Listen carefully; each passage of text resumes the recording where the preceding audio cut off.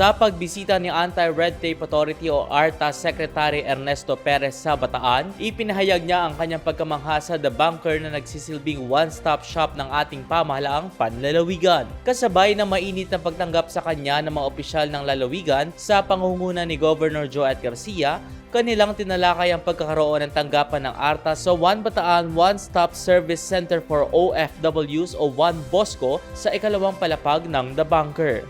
Kaya napakagandang development po ito dahil syempre gusto po natin na lahat ng mandato ng ARTA, lahat po ng mga opisina dito po sa The Bunker, both national and local, ay nakakasunod doon po sa batas ng ARTA at kung paano po natin dapat mas magandang mapagsilbihan ang atin pong mga kababayan. Ito ang isa sa mga nakasaad sa nilagdaan nilang Memorandum of Agreement na magpapalawak at magpapatibay ng ugnayan sa pagitan ng ARTA at ng pamahalaang panlalawigan sa pagtiyak ng maayos, mabilis at maaasahang serbisyo publiko.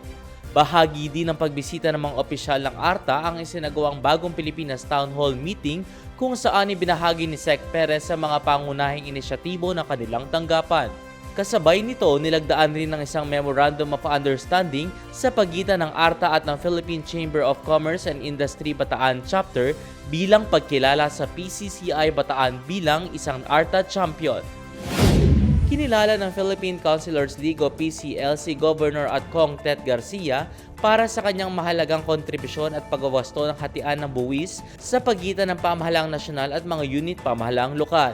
Tinanggap ni Governor Joe Garcia ang Special Plaque of Appreciation para kay Governor Tet at inilahad ang mga naging laban ng kanyang ama, katuwang si Batangas Vice Governor Dodo Mandanas sa Korte Suprema upang matiyak na nakukuha ng mga probinsya, lungsod at bayan ng tamang pondo mula sa pamahalaang nasyonal na nakasaad sa konstitusyon.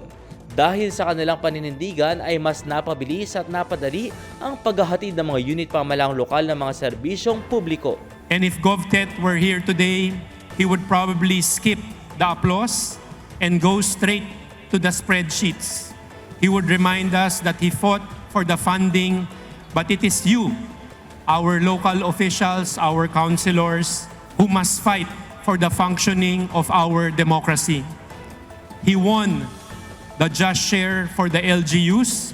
Now it is up to us to ensure that every centavo is spent with the same precision, integrity, and the love for Filipino people that defined his entire life. Sa pagtatapos ng pagdiriwang ng National Arts Month, ginanap ang BTN Pop Fest 2026 kung saan nagtanghal ng mga Bataenyong may galing at talento sa pagsayaw at pag-awit. Tampok rin ang pagtatanghal ng mga lumahok sa All Original All Bataan BTN Pop Season 3. Ginawara ng pagkilala ang mga nanalo sa nasabing paligsahan maging sa iba pang kompetisyon ng Provincial Tourism Office. Actually, Season 2, pasok na po talaga kami katulad ng sabi ni Sir Lou. Mas matindi pa sa basher pag walang pakialam ang mga tao. Ngayon na andito kayo, kasama namin kayo, may pakialam na po kayo. And isa po sa mga nagmahal talaga sa BTN Pop, si Doc Danica Digas Rodriguez ng Provincial Tourism Office. Inampon niya pa ang BTN Pop. At tingnan nyo naman po yung mga creatives na nadamay sa pag-ampon at pagmamahal ni Doc D ng Provincial Tourism Office. Nagpaabot ng kanyang pagbati at pasasalamat si Vice Governor Chris Garcia sa mga bagong halal na opisyal at miyembro ng Lady Local Legislators League of the Philippines o 4L Region 3 sa isinagawa nitong Regional Assembly and Election of Officers. Si Vice Governor Chris ang outgoing president ng nasabing samahan. Siya ay nagsilbi mula taong 2023 kung saan pinalitan siya ni Zambales Vice Governor Jack Concun. Our strength comes from our unity, our shared experiences, and our commitment to serve our compassion for our fellow men. Today's election of officers is a meaningful part of our organization. It gives us the opportunity to choose leaders who will guide the League with integrity, dedication, and a genuine heart for service. Narito naman ang listahan ng mga babaeng mambabata sa gitnang rehiyon na iniluklok kasama ang ilang mga lingkod bayan sa Bataan.